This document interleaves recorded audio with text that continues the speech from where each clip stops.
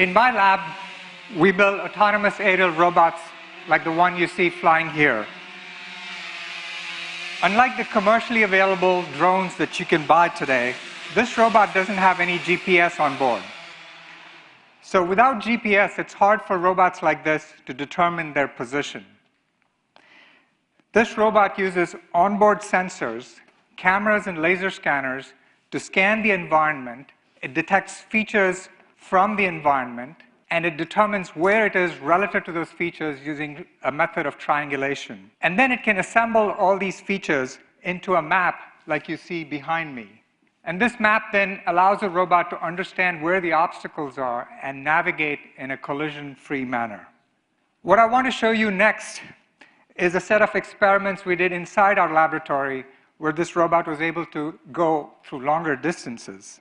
So here you will see on the top right what the robot sees with the camera, and in the main screen, and of course this is sped up by a factor of 4, in the main screen you'll see the map that it's building.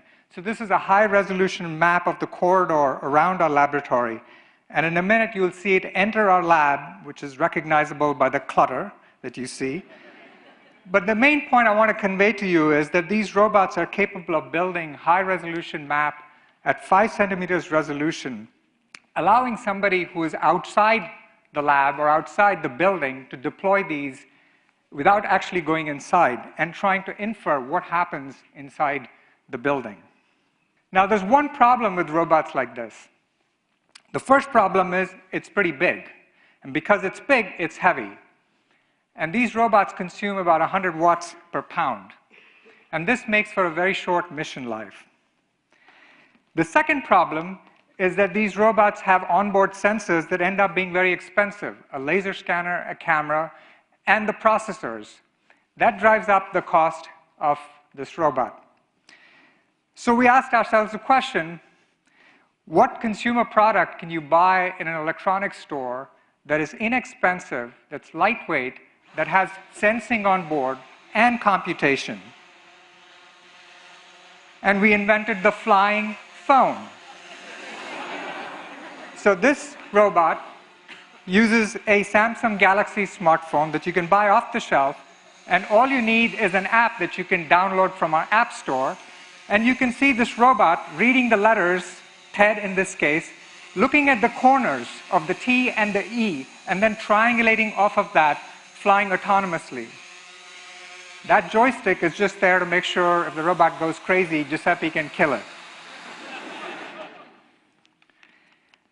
In addition to building these small robots, we also experiment with aggressive behaviors like you see here. So this robot is now traveling, it's the same one, traveling at 2 to 3 meters per second, pitching and rolling aggressively as it changes direction. The main point is we can have smaller robots that can go faster and then travel in these very unstructured environments. And in this next video, just like you see this bird, an eagle, gracefully coordinating its wings, its eyes, and feet to grab prey out of the water, our robot can go fishing too. In this case, this is a Philly cheesesteak hoagie that it's grabbing out of thin air. So you can see this robot going at about 3 meters per second, which is faster than walking speed, coordinating its arms, its claws, and its flight with split-second timing to achieve this maneuver. In another experiment, I want to show you how the robot adapts its flight to control its suspended payload, whose length is actually larger than the width of the window. So in order to accomplish this, it actually has to pitch and adjust the attitude and swing the payload through.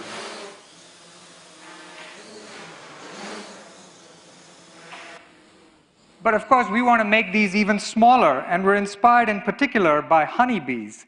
So if you look at honeybees, and this is a slowed down video, they're so small, the inertia is so lightweight that they don't care. They bounce off my hand, for example. This is a little robot that mimics the honeybee behavior. And smaller is better, because along with the small size, you get lower inertia. Along with lower inertia, Along with lower inertia, you're resistant to collisions, and that makes you more robust. So just like these honeybees, we build small robots, and this particular one is only 25 grams in weight. It consumes only 6 watts of power, and it can travel up to 6 meters per second.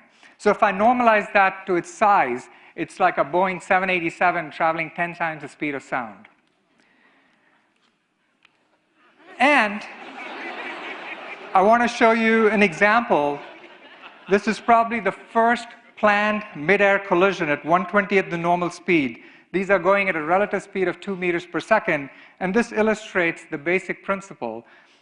The 2-gram carbon fiber cage around it just prevents the propellers from entangling, but essentially the collision is absorbed, and the robots are able to respond to the collisions.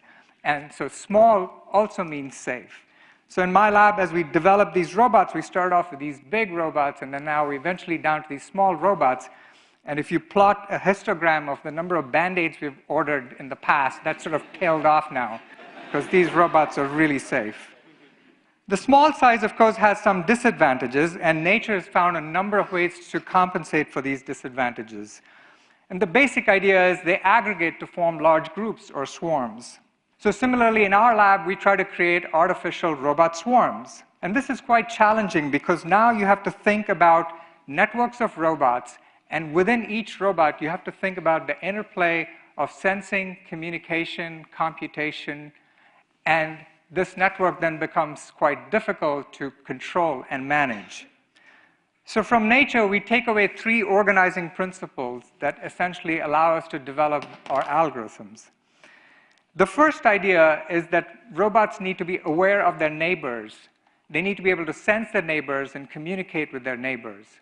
So this video illustrates the basic idea. You have 4 robots. One of the robots has actually been hijacked by a human operator, literally. But because the robots interact with each other, they sense their neighbors, they essentially follow. And here, there's a single person who's able to lead this network of leader followers. So again, it's not because all the robots know where they're supposed to go. It is because they're just reacting to the positions of their neighbors.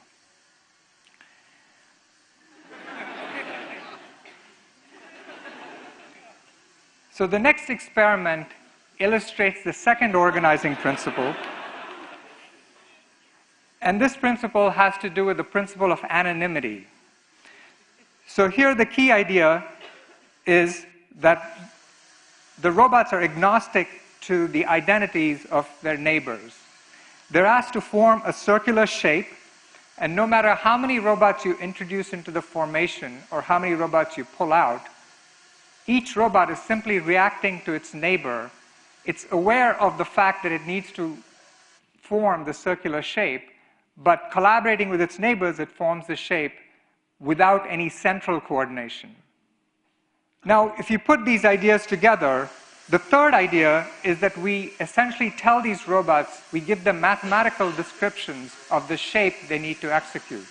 And these shapes can be varying as a function of time, and you will see these robots start from a circular formation, change into a rectangular formation, stretch into a straight line, back into an ellipse, and they do this with the same kind of split-second coordination that you see in natural swarms in nature. So why work with swarms? So let me tell you about 2 applications that we are very interested in. The first one has to do with agriculture, which is probably the biggest problem that we're facing worldwide. As you well know, 1 in every 7 persons in this earth is malnourished. Most of the land that we can cultivate has already been cultivated. And the efficiency of most systems in the world is improving, but our production system efficiency is actually declining. And that's mostly because of water shortage, crop diseases, climate change, and a couple of other things. So what can robots do? Well, we adopt an approach that's called precision farming in the community. And the basic idea is that we fly aerial robots through orchards, and then we build precision models of individual plants. So just like personalized medicine, while you might imagine wanting to treat every patient individually, what we'd like to do is to build models of individual plants and then tell the farmer what kind of inputs every plant needs. and the inputs in this case being water, fertilizer, and pesticide. And here you'll see robots traveling through an apple orchard, and in a minute you'll see two of its companions doing the same thing on the left side. And what they're doing is essentially building a map of the orchard. Within the map is a map of every plant in this orchard. And let's see what those maps look like. In the next video, you will see the cameras that are being used on this robot. On the top left is essentially a standard color camera. On the left center is an infrared camera, and on the bottom left is a thermal camera. And in the main panel, you're seeing a three-dimensional reconstruction of every tree in the orchard as the sensors fly right past the trees. So armed with information like this, we can do several things. The first and possibly the most important thing we can do is very simple. Count the number of fruits on every tree. By doing this, you tell the farmer how many fruits she has in every tree and allows her to estimate the yield in the orchard, optimizing the production chain downstream. The second thing we can do is take models of plants, construct three-dimensional reconstructions, and from that estimate the canopy size, and then correlate the canopy size to amount of leaf area on every plant. And this is called the leaf area index. So if you know this leaf area index, you essentially have a measure of how much photosynthesis is possible in every plant, which again tells you how healthy each plant is. By combining visual and infrared information, we can also compute indices such as NDVI.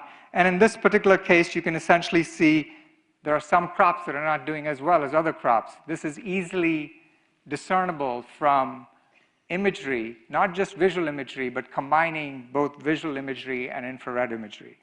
And then lastly, one thing we're interested in doing is detecting the early onset of chlorosis, and this is in orange trees, which is essentially seen by yellowing of leaves, but robots flying overhead can easily spot this autonomously and then report to the farmer that he or she has a problem in this section of the orchard.